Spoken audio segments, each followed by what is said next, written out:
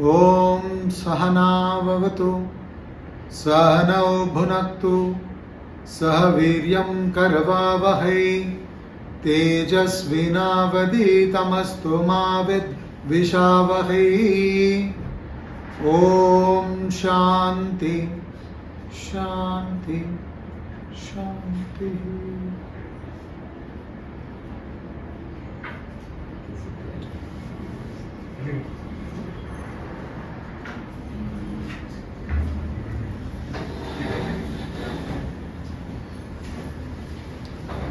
We'll chant chapter 2 of the Bhagavad Gita, verse 11 to 15.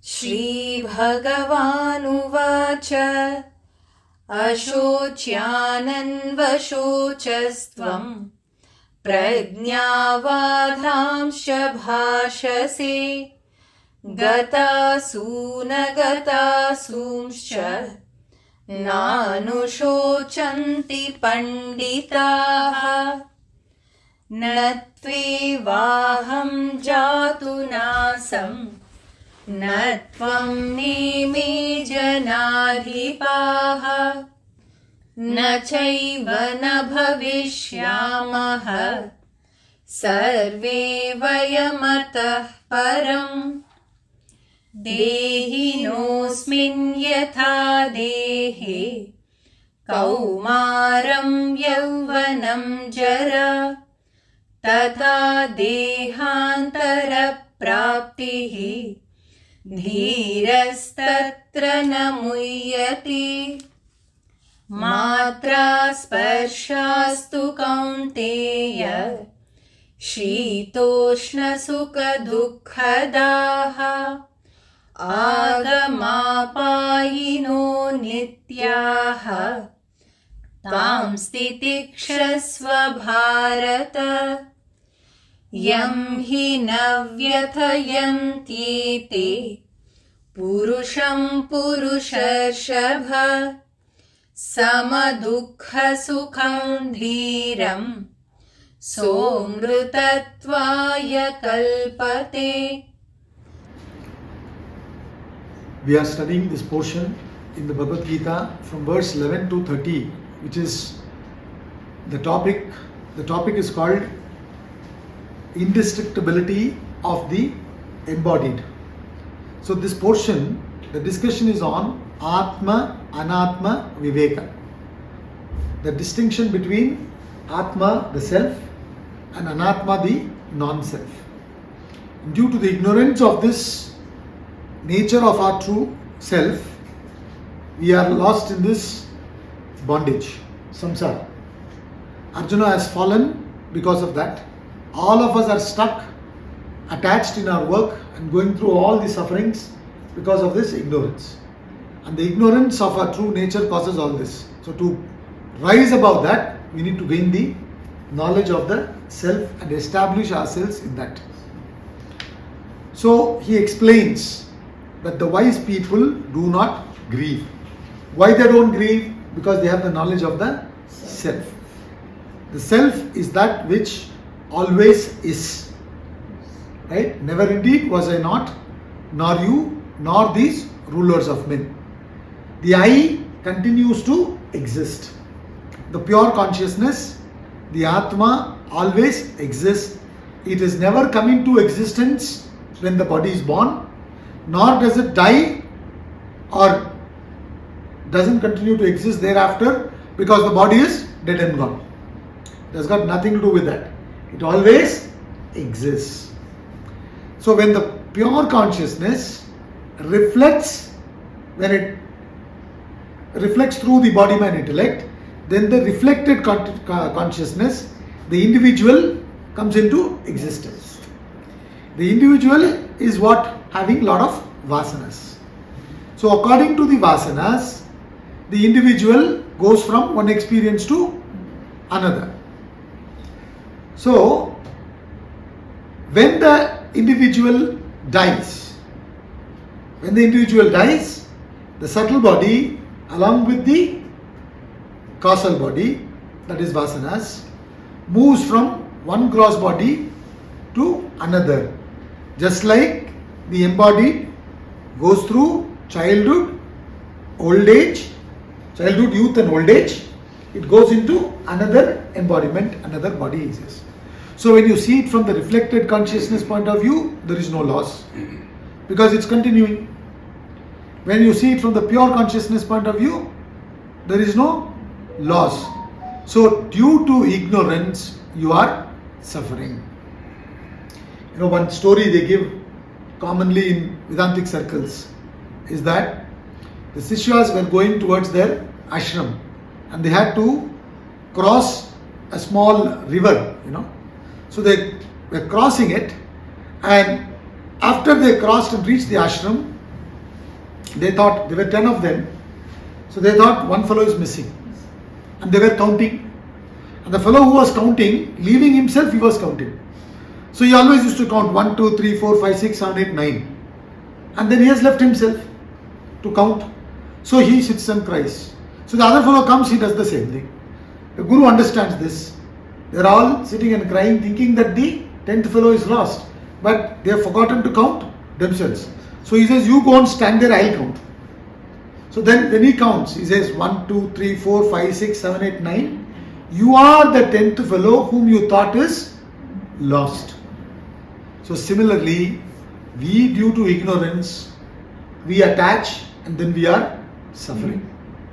Drop the attachment and function. That's all Vedanta is saying. In fact, when you drop the attachment, you'll be able to function far better. You understand? So that is what we are learning in this portion. Straight away, Sri Krishna starts this.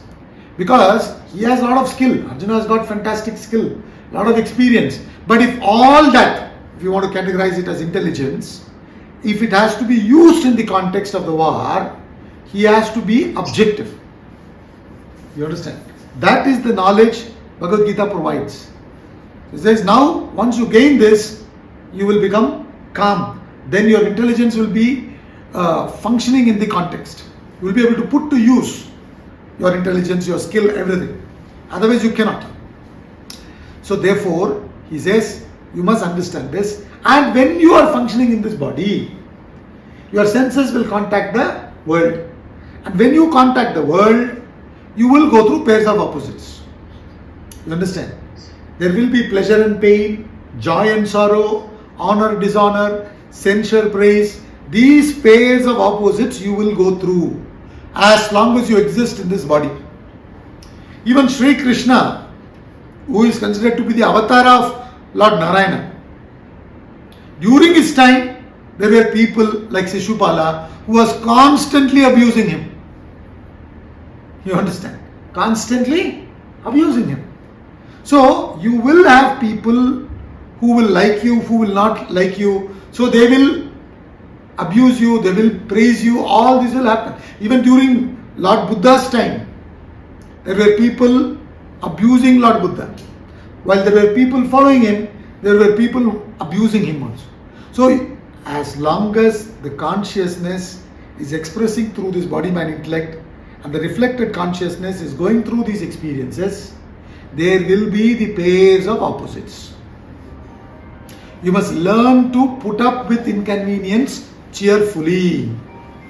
Understand? So he says, Matras Parshastu Kaunteya Shitoshna Sukha Dukkadaha Agama Payinaha Anityaha Tam Titikshasva Bharata. He said, you must learn to endure all these pairs of opposites and be balanced. In heat and cold, pleasure, pain, joy, sorrow, honor, dishonor, all these pairs of opposites, you must learn to be balanced. You must learn to put up with these inconvenience cheerfully. You must practice titiksha. So we said, if your attention is upon the self, then you will be able to put up with all these things. If you are identifying with the mind and functioning, then the mind will be extroverted, then it will be not balanced. You understand? As a result, you will be agitated and you cannot pursue. Forget spiritual field. Even material field, you cannot function. Therefore, he says, you must develop this ability to put up with inconvenience cheerfully. Endurance, you must learn to practice endurance. Because the process is what is important. You understand? But if your mind is shifted to the results, then you will not be able to be focused. Therefore, he says you need to have this quality called titiksha. What is titiksha? It is not putting up with inconvenience without knowledge. Somehow, that means you are compromising. Here you have got the knowledge, and with this understanding, you put up with the inconvenience. That is called titiksha. Now, if you have the titiksha, then you are qualified to attain moksha, the spiritual emancipation, ultimate liberation. Also in the world, to achieve anything in the world, you are qualified. So he mentions that in the next shloka. Let's get on to shloka number 15. Yam hi navyathayanti purusham purusharshabha samadukha sukham dhiram somrutatvaya kalpate. He says, the man whom verily these afflict not. What is he referring to by the word these? He's talking about the sense contacts, the contact with the world. When the senses contact the world, you go through certain experiences which we call as pairs of opposites. So, these sense contacts and the result, which is the pairs of opposites, do not affect whosoever. Yamhina vyatayantyete purusham purusha rishabha. He says, O Purusha Rishabha, O bull among men. He is addressing Arjuna as bull among men, a strong person. Arjuna, you are a strong person. Psychologically, he is propping him up. Also, bull in this country is worshipped for the unselfishness that the bull practices, the selfless service that the bull practices. Bull is used in agriculture field, right? And throughout the day it's working and contributing. Very little it takes, and that very little it consumes for what purpose? But also to give back. You understand? So maximum output, minimum input. Maximum giving, very minimum taking. That minimum taking is also to give. You understand? That's the principle. In fact, truly speaking, you are strong. You are really strong when your desires are under your control. Whosoever has given in to their desires, they become weak. Whatever boon they have got, it doesn't matter. However hard they have worked in the past and achieved a lot of boon in their life, strength in their life, it will be weakened by desire. If it is not under your control. So he therefore says you got to keep them under control. Then you can be Purusha Rishabha, bull among men. So he says the man whom verily these afflict not, O Purusha Rishabha, balanced in pain and pleasure. Sama, Dukkha, Sukha, and steadfast. Saha Amritatvaya Kalpate. He is fit for Amritatva. Mrita means death. Amrita means immortal. Immortal means what? You go beyond death. You can go beyond death only if you go beyond birth. And you go beyond birth only if you go beyond vasanas. We have discussed this in the past. So I'm not going too much into that now. As long as there is vasana left, you will be born again and again. You understand? So when you say you go beyond death means you have to go beyond birth. You have to go beyond birth means you have to go beyond vasanas, which is self-realization or moksha, liberation. You understand? So he says a person who is able to put up with all these things is the only one who is qualified to go there. In any field, to be able to continue and get to the end, you must have this control. You know, like in Hindi also we say, no, दूसरों को जय से पहले खुद को जय करे. Very difficult. A fellow who is able to control himself is only able to do that. Otherwise, not possible. Somewhere down the line, you give in to your temptations. Isn't it?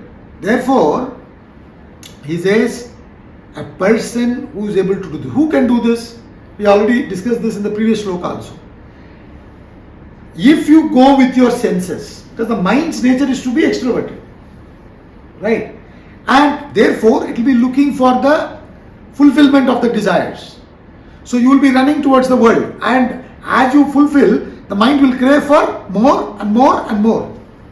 It will never be satisfied. So it will go in all directions. It will not be able to focus. It will not be able to focus. It will not be able to pay attention. It is shifted to the results. It shifted to the convenience. I told you, right? When your focus is upon the goal, you don't bother about the small little things around you. Something like we talked about the air conditioner and all that last week, if you remember. Fine, if it's there, good. If it's not there, fine, because I have to focus on my work. In fact, when the attention is there, you don't even pay attention to all these things. I even talked about that lift example. You remember? He just said fix the mirrors everywhere. And people are saying we are waiting for the lift so much. So why don't you put 1 or 2 extra lifts? That costs money, time, a lot of business will be lost. So one fellow suggested just put mirrors everywhere. In every floor, inside the lift also. Outside and inside. So then what happens? People's attention is shifted. They are not aware that they are wasting so much time. So no complaint. So there is a different way of solving, right? So the mind is bothering into all these things because it's not identified with the higher. The fellow's mind, which is not identified with the higher, cannot achieve anything in life. Not possible. So therefore he says, man whom these afflict not. Small things in life, try to achieve that. That should not affect you. The same concept, there are certain people put up in a different way. They say delayed gratification. One of the things they talk about is delayed gratification. You delay the gratification. You are able to delay. You are able to wait. Then you can achieve. All this is possible if your attention is upon something higher. Otherwise it is not possible. So therefore he says, you want to achieve anything in the world, especially you want to become immortal. Then you got to go beyond the senses. See, it's like, there are so many things that come in between and tempt us and stop us. Senses, the mind, and the name, fame. You are supposed to cross over all this, then deep inside the self is. If you don't cross all that, how will you realize that? If you want to see the self within, you got to be conquering all these things, external things. And when your mind becomes calm, the self reveals itself. Therefore he says, whoever, that man who is able to control his senses and direct it, you understand, that person can focus. He can meditate, and through meditation realize the self. But a person who is giving into sense activities, whose energies are getting dissipated, how can he get into meditation and realize the self? Not possible.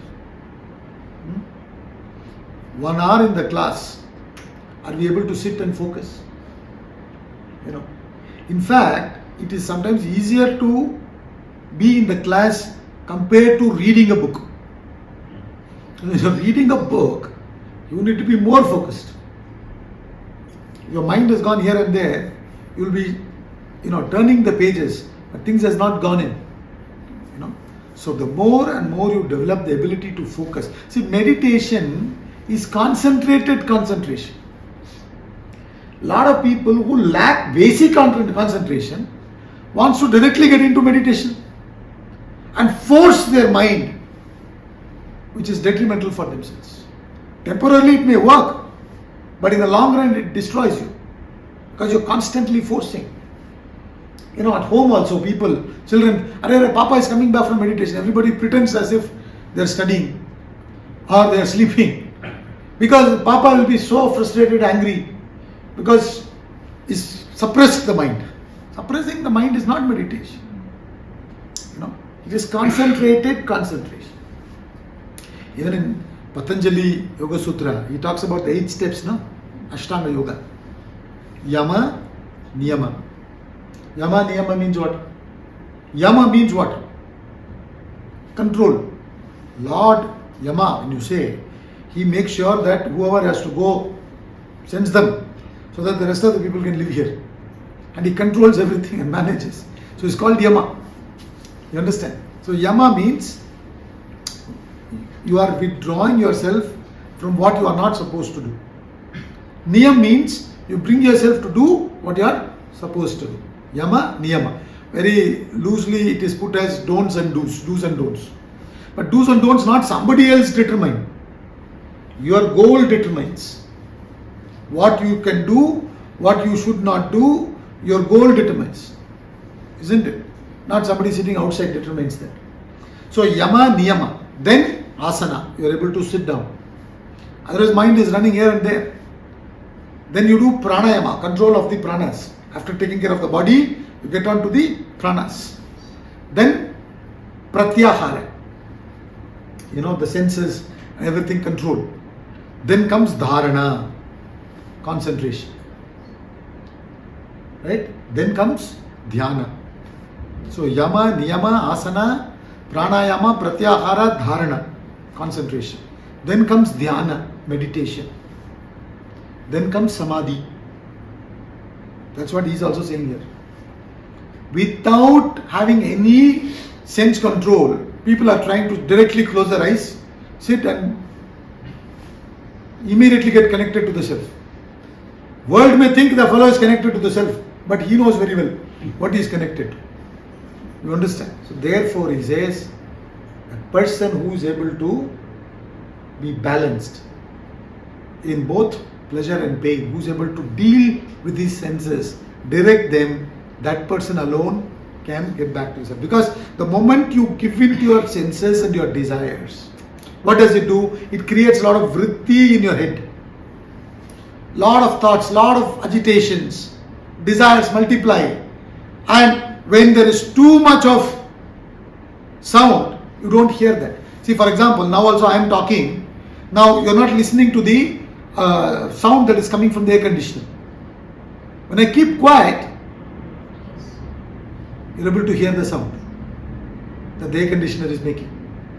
Right? So when our mind is making too much of noise, too much agitation, how can you recognize the self within?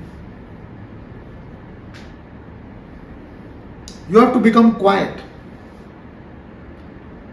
Only in that absolute silence does the self reveal itself.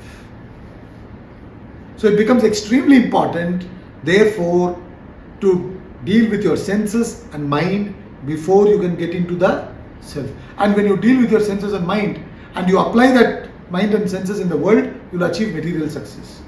If you apply that in spiritual field, you will achieve spiritual success, which is liberation. That person is qualified for that. He continues. Verse number 16.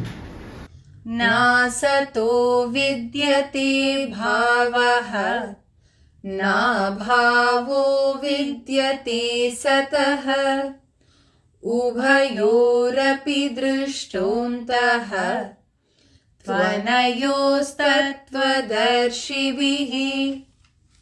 See, he uses this word Sat and Asat.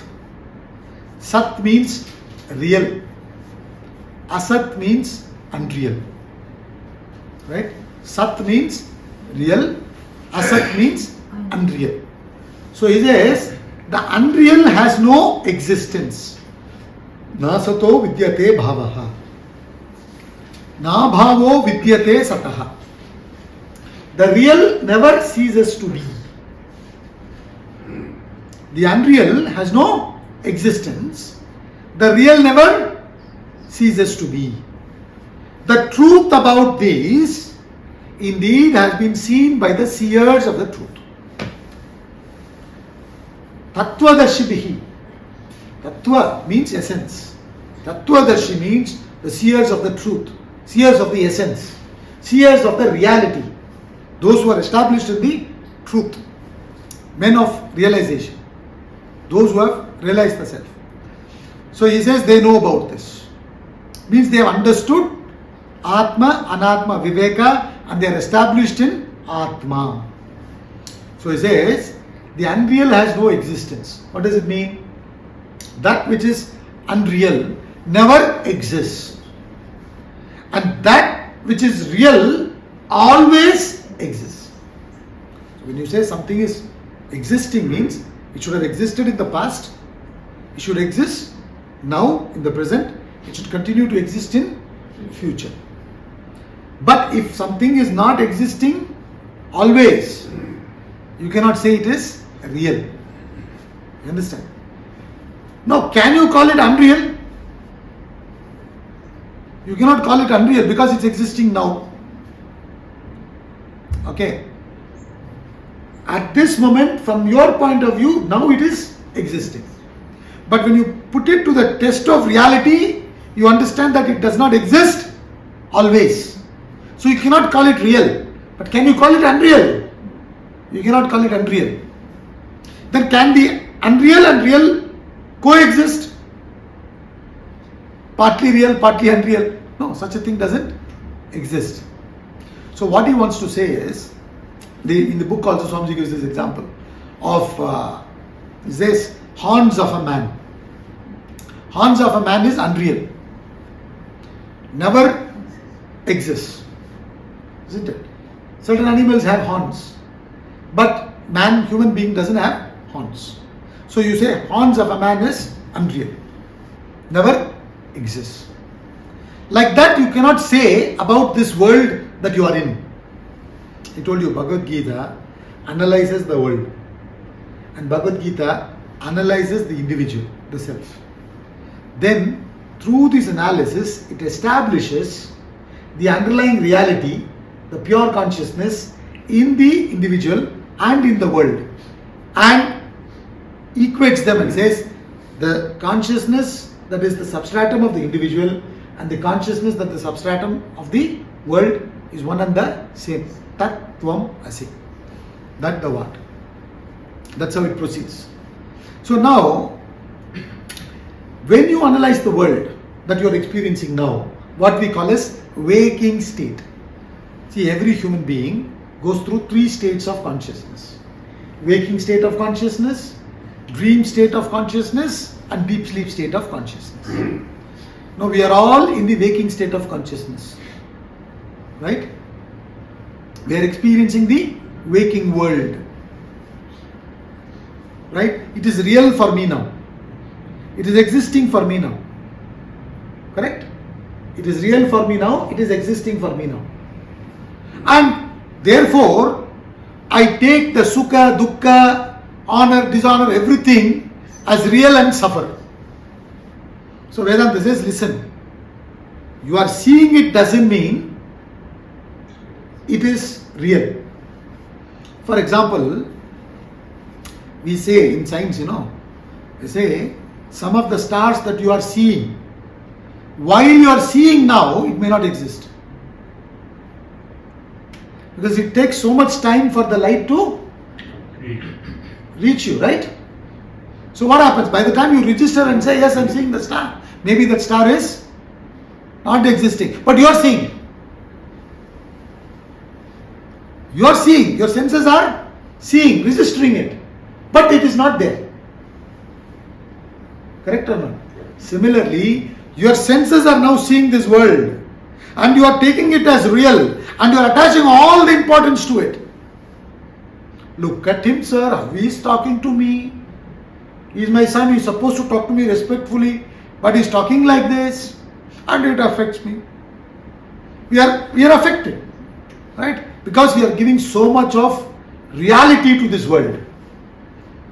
And Vedanta says, listen. The definition of reality is what? It should exist in the past, present and future as the same.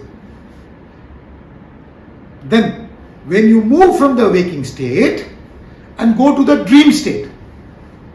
Now, in the waking state, you could be a very, very wealthy person, having so many industries, given so much employment to so many people, and zero loan, let's say. No bank loan whatsoever. Maybe you are also running one bank. You understand? All that is there. But in the dream, you may be dreaming that you are suffering from poverty and unemployed and having a lot of loan. You could dream like that. The dream reality is completely different from the waking state's reality. You could experience such a thing, isn't it? It happened to King Janaka, it seems, as per the story. King Janaka dreamt one night, that he was a beggar. He dreamt that he was a beggar, and the dream was so vivid, he woke up and was completely disturbed. He got this doubt, it is so vivid. Now he got the doubt, which we don't get. He got the dream. So he got the doubt that, am I the king who dreamt that I was the beggar? Or am I that beggar who is now dreaming to be the king? He immediately called all his ministers and all that and said, I have this question now, please. He said, we can't answer this question. Please let us go to sage Ashtavakra. So as per the story, sage Ashtavakra was only 12 years old. You understand? So he went there. And then he says, you are neither the king who dreamt that you are a beggar, nor are you the beggar who's now dreaming to be the king. You are the Atma, the self. So from the dream reality, you reject the waking world. It doesn't exist for you as a dreamer. Isn't it? If I come and tell you in the dream, what are you talking about? Bank loan? You are running bank yourself? As the chairman of a bank? And you are talking about bank loans and all that? What rubbish? Please don't talk to me like this. If you can get me some job, get me. Otherwise, don't talk to me like this. Rubbing salt in my wounds. Don't do that. That's what the dreamer will say, because for the dreamer, the waking world doesn't exist. Okay. And then when the dreamer goes to the deep sleep, the deep sleeper is experiencing nothingness. Isn't it? And the deep sleeper has no clue about the unemployed poor fellow, nor the fellow who is running the bank, the waker. He rejects both the dream world and the waking world. So, in other words, when you are in the waking world, it is real to you, to your senses and your mind as a waker. When you moved from it, it is no longer existing. So therefore, you cannot call it totally real. You cannot call it totally unreal also, because unreal means it should never exist. Isn't it? But as a waker, it's existing. So what Vedanta is therefore saying is, it is neither real nor unreal. You cannot say that it's partly real, partly unreal. Then what is it? It is mithya. It introduces another word called mithya. Mithya means illusion, or it has a relative reality. When you are in the waking world, you have to deal with it, you deal with it. If there's a tiger chasing you in the waking world, don't call it unreal and then blame Vedanta for it. If you are able to call it unreal, then when the tiger mauls you and you are going through the pain, that also you should be able to take it as unreal. That time don't shout. You understand? So if the tiger is chasing you, you run. You run. If it's unreal, why should I run? Who told running is not unreal? Why are you assuming that running is not unreal? If you go into that kind of an argument. So in the world, right, as long as you are a waker, this waking world is relatively real. Deal with it. What do you have to do? Do. You've got the intellect, you've got the equipments, deal with it accordingly. But why are you attaching that extra importance, assuming that that is everything? If you say that is everything and you are going through this, then just analyze your own experience on a daily basis. You are going through waking, dream, deep sleep. You yourself have rejected all this when you are in the dream state or in deep sleep state.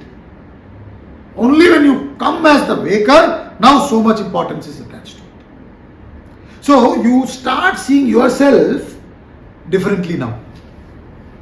So who is Sirish? At the moment you say, I am Sirish, I am Nandini, I am Prachi. Right? I am Mahajan. Who is this Mahajan? Who is Sirish? Who is Nandini? Who is Prachi? Who is all this? Waker. Not you. In the waking world, you have the name. The waker is given the name. Prachi. Sirish. Now Sirish doesn't say, if he understands all this, Sirish will not say this is all rubbish and he will do nothing, not do anything about it. No. He will understand. It is relatively real. This is what in Sanskrit we call it as Vyavaharika Satyam. You understand? But it is not Paramarthika Satyam. Paramarthika Satyam means absolute reality. So it is neither real nor unreal. Right? Now, very interesting thing from this again, unreal has no existence. The real never ceases to be. Right? Now, through your eyes and mind, when you contact this world, do you see the reality? You don't. What you see is this world. For you it is existing. Though it is existing, it actually doesn't exist. From the absolute reality standpoint. And from this angle, self is not existing for you. Atma. Right? But it actually exists. So you are being duped by your senses and the mind. Are you with me? So therefore he says, when you do this analysis, which the great masters have done, and they have gone and achieved self-realization also, so they are all seers of the truth. They understand all this. They understand this big picture. You understand? So, nasato vidyate bhavaha. The unreal has no existence. And the real never ceases to be. Nabhavo vidyate sataha. Vayorat api drishtontaha tvanayos tattva darshibihi. So you cannot just go by the interpretation of your senses and mind.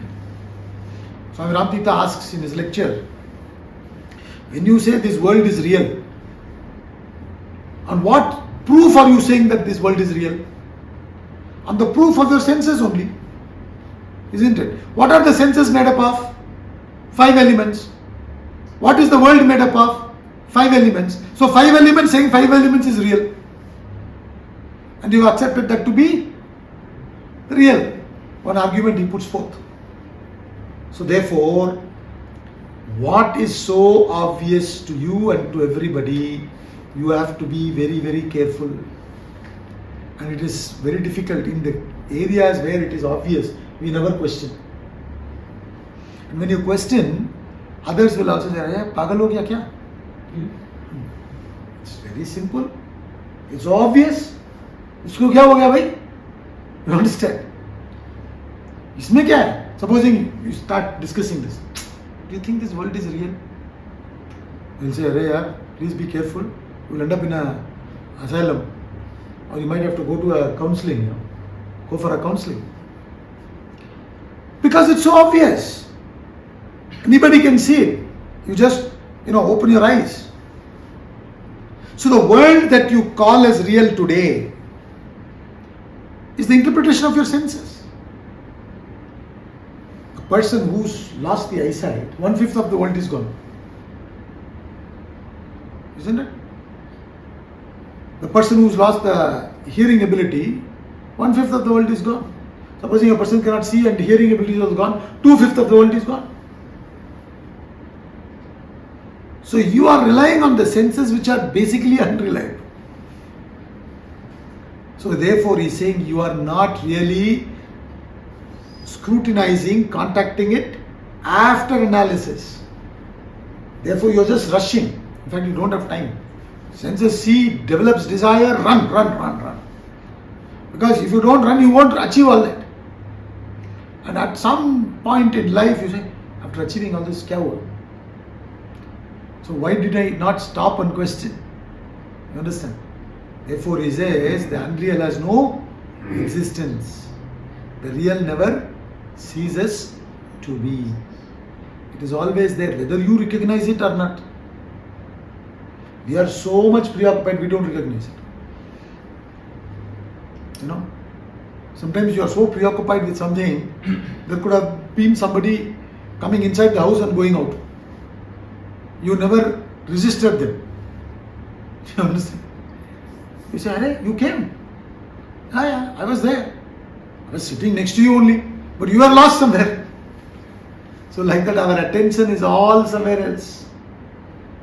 Unless and until we are able to gain this knowledge and quieten the mind, we won't bring the truth out. Therefore he says, the truth about both these indeed has been seen by the seers of the truth. They know very well. They don't call this world as unreal. They call this world as mithya. Means what? You cannot call it real. You cannot call it real. You cannot call it partly real, partly unreal. So then, understand that when the waker's mind comes along with that, the waker's world comes. Just like when the dreamer's mind comes, the dream world comes along with it. Supposing in your dream, you've done a lot of work, social service and all that, upliftment of the poor, downtrodden, so much work you've done. So the government recognizes your service and they are giving you some award. Padma Bhushan, Padma Vibhushan, that kind of award they are giving. And you are called, they give you these awards, they call you there. So you've dressed up, everything fine, you've gone there, you're sitting there. So many people like you have come there to receive their awards. One by one they're calling the names and they're going and receiving the awards. You're waiting for your turn. And when they call out your name, you get up and you're walking up the staircase, the steps to go to that stage, to receive the award. You tripped and you fell down and you woke up. Isn't it? Thereafter, will you be interested in going and receiving the award? I hope not. Right? You understand that there is, because you've woken up. The dreamer is not there, the dream world is not there.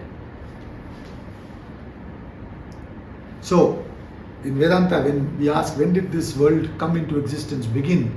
We say, when you woke up this morning. Supposing you slept off in the class, when you woke up, in between in the class, that time onwards the world starts for you. Because when you come, the world comes with you. So that time it is real for that person. That person has to deal with it. Do whatever has to be done.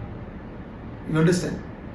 But if he has this knowledge, he or she, then they will deal with it with tremendous objectivity as a witness. Otherwise, they will be totally involved. We all go to watch a movie. Some movies are, the genres are different, no? Some are tragedy, some are action, some are thriller, some are comedy, etc. Romance. So, horror movies are also there. You know very well that it's tragedy, like Titanic. It's a super duper hit movie. You understand? So you go and watch the movie. You ordered your popcorn, everything. You know it's movie that is projected. But once the movie starts, slowly, you get involved. And what is that fellow's name? Jack, no? When Jack dies, tears are flowing through her eyes, cheeks. Why? Because you've completely got involved. This is what is happening to all of us. Even when we are studying, you understand? Even when we are studying all this, this verse, you are able to chant this verse. Nasato vidyate bhavaha, nabhavo vidyate sataha, vayorapi drishtonta, tonayo sattvadarshibhi. You've lectured on this in all platforms possible, all over the world. It's like booking a ticket and going to the movie theatre with your popcorn and everything, going and sitting there, and then slowly getting involved. That's why we say, till you establish yourself in this knowledge, you must continue your sadhana. You should internalize this. Otherwise, it's, you know, na? When you book your tickets, you know. It's tragedy. That's movie, story. You go there. You sit there. Horror movie. Also what happens? You go sit there and suddenly your heart starts pounding fast. You don't know what to do. Start sweating in the AC room. AC theatre. Right? Why? Because you are getting completely involved. So much we are invested in this world. My family, my children, my spouse, my business, my country, my this thing. We are so much completely gone. This is what he is telling Arjuna.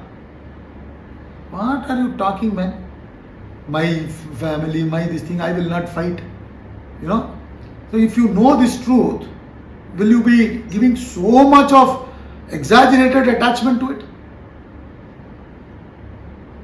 Isn't it? It's you who is placing that value and therefore you are suffering. Nobody else. So when you start understanding this and you start seeing it this way, slowly what will happen? You will go in, but you won't get trapped like Abhimanyu did. This is what happened to Abhimanyu, no? He went in and he was trapped because he doesn't know how to get out. We are all like that. We are all Abhimanyus. We know how to go in. We don't know how to get out. So Vedanta is saying you don't have to get out physically. You be there. A lot of people misunderstand Vedanta. Oh, Vedanta will take you away. Where will you go? Where can you run, really speaking?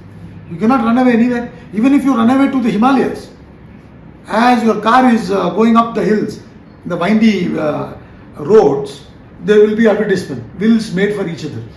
A desire for cigarette will come, you will start smoking there also. Now, where can you run? Wherever you run within the world only, na?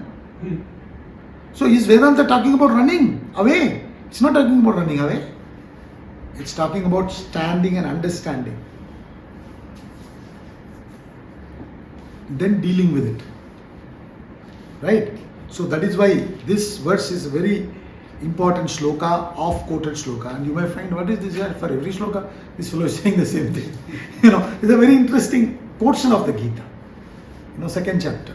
Especially this portion is fascinating. So some of the shlokas, if you can memorize, please memorize. But if you don't memorize, doesn't matter. It doesn't matter. But if you memorize, it's good. Sometimes you are sitting in the car, you don't have the book, you have memorized the shloka, you can bring out the shloka, you understand the translation, and then you can sit and reflect without a book also. So what happens is, as this knowledge goes in, even if you are a little bit pulled, to the extent you have digested this knowledge, it will make you not get completely drawn into it. Somewhere you will get the strength. Say, no more. Not going to get completely lost in it. Able to pull yourself back. That's why he's teaching this.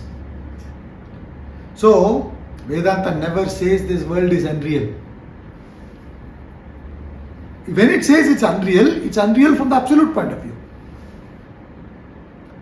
But as long as you are a waker, so again and again I'm repeating this word waker because today you are believing yourself to be this. Now you got to, digest this. I am the waker. Prachi is the waker. In Prachi's waking world, there are certain things real which Prachi has to do. She can prioritize, plan, do whatever, but never get completely lost in it, involved.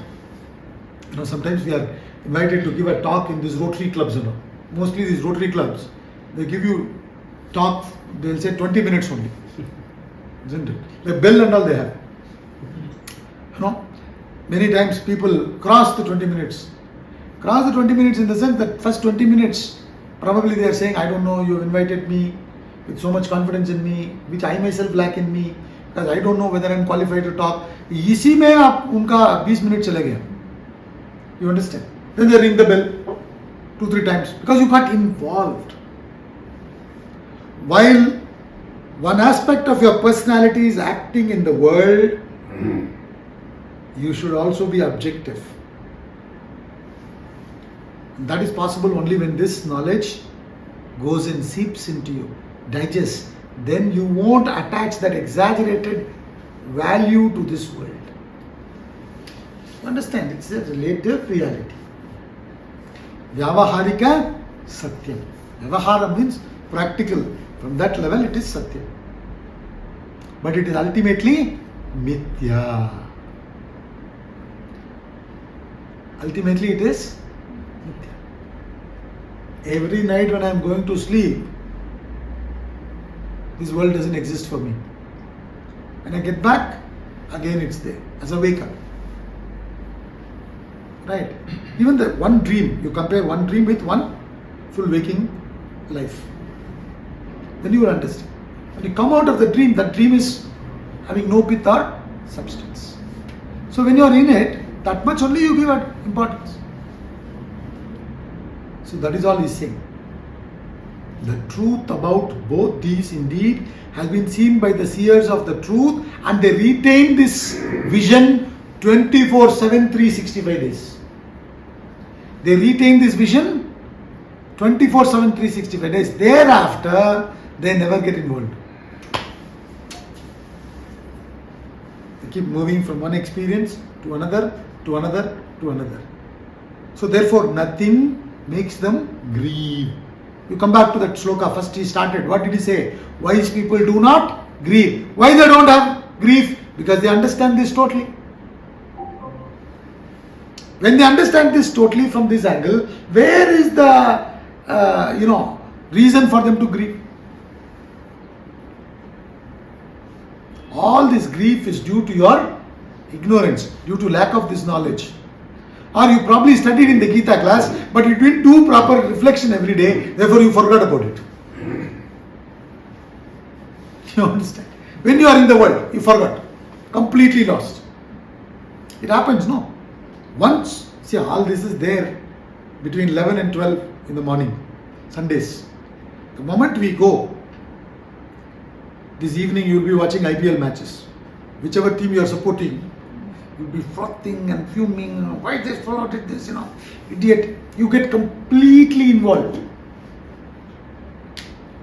That time you must say, Na sato vidyate na bhavo vidyate sata ubhayorapi drishtontah tvanayos tattva darshibihi. The tattva darshi. Till I become established in tattva, I should not give up. It is not just getting acquainted with the information or words, How much time does it take? Not much. And even when you're studying Gita or any subject, there will be a lot of repetition in different angles. Because Arjuna is not understanding, so he goes on clarifying. So the same thing is being dealt from different angles. And it is good for us. Why? Because from different angles, when you go on doing that, something goes in and starts permanently establishing itself in you. And that is what is going to help you in your life. Not just mere reading. Not just mere reading. So that's the difference, he says. So the difference between Sri Krishna and Arjuna is what? Arjuna is involved, Sri Krishna is objective. The wise is objective, does not get involved. Why? Because their contact with the world is underlined by this knowledge. Our contact with the world is not underlined by this knowledge. That's the difference. Therefore, he says, you gain the knowledge.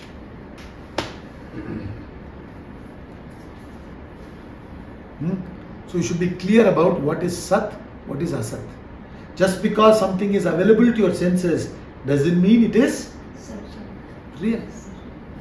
See, in the other context also we give this another example. We believe that happiness is coming from the object. In that context, Swamiji says, you are believing that the light is coming from the moon. But when you analyze, you understand that the light is not coming from the moon. It is borrowed light from the sun. Similarly, many things, you should question the obvious. Our bondage, suffering in the world today is because we stopped questioning. We stopped inquiring. If we want redemption, if we want freedom, if we want to experience a better life, you need to constantly question. Not accept things for granted. When you accept things for granted, you don't grow. So he's asking us to question the world. When you question the world, when you analyze, you will understand this. When you understand this, to the extent you understood, to that extent you are free. Instantly you are free. You are born till you have not understood. You are free the moment you have understood. So your freedom is in your hands. Because you only bound yourself. Nobody bound you. Nobody has, put clutches in your hands. You have done that so. By not questioning. Now by questioning you come out free. Let's conclude now.